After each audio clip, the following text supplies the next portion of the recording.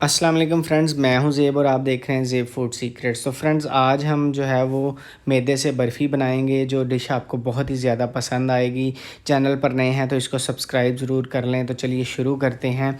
इसके लिए सबसे पहले हमने एक पैन लिया है जिसमें हम तकरीबन 1 कप घी शामिल करेंगे और आपने इस घी को तकरीबन 5 मिनट के लिए गर्म करना है। आपको ये बात अजीब लगेगी, लेकिन इस घी का हमने जो है वो कच्चापन ख़त्म करना है ताकि इसकी जो है खुशबू अच्छी आए। तो आपने ऑयल यूज़ नहीं करना, आपने करना घी ही है इसमें यूज़। आप देसी घी भी कर सकते हैं और डालडा भी कर सकते हैं।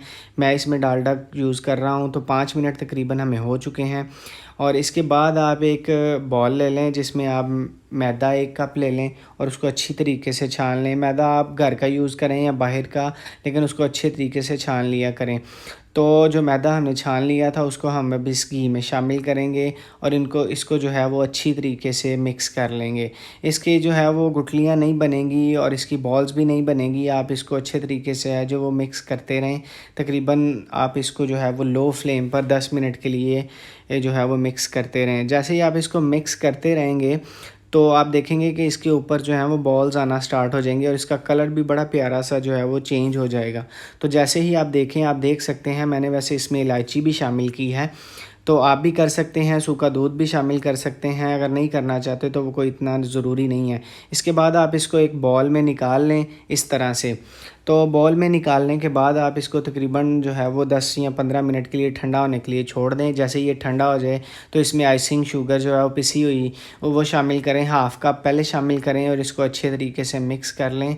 हाफ़ कप से ये होगा कि आप मिक्सिंग में आसानी होगी। दोबारा से इसमें हाफ़ कप शामिल करें और इसको दोबारा से अच्छे तरीके से जो है वो आप मिक्स कर लें। जैसे ही आप इसको मिक्स कर लें तो आप इसकी कंसिस्टेंसी देखें कि किस तरह की हो गई है। जब ये इस तरह का हो जाए तो आप किसी भी बॉल में, घर में जो भी आपके पास हो या जिसमें भी आप निकालना चाहे उसमें निकाल लें। मैं एक प्लेट में इसको निकाल रहा हूँ। तो प्लेट में निकालने के बाद आपने इसको 2 घंटे के लिए जो है वो फ्रीज़ कर देना है।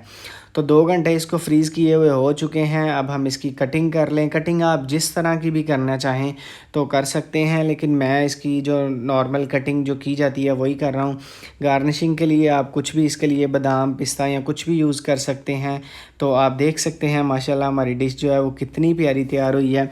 आप इसको ज़रूर ट्राई कीजिएगा और ये बहुत ही मज़ेदार सी बनती है। घर में इसको ज़रूर ट्राई कीजिएगा। मुझे ट्राई करने के बाद ज़रूर बताइएगा कि आपको ये कैसी लगी।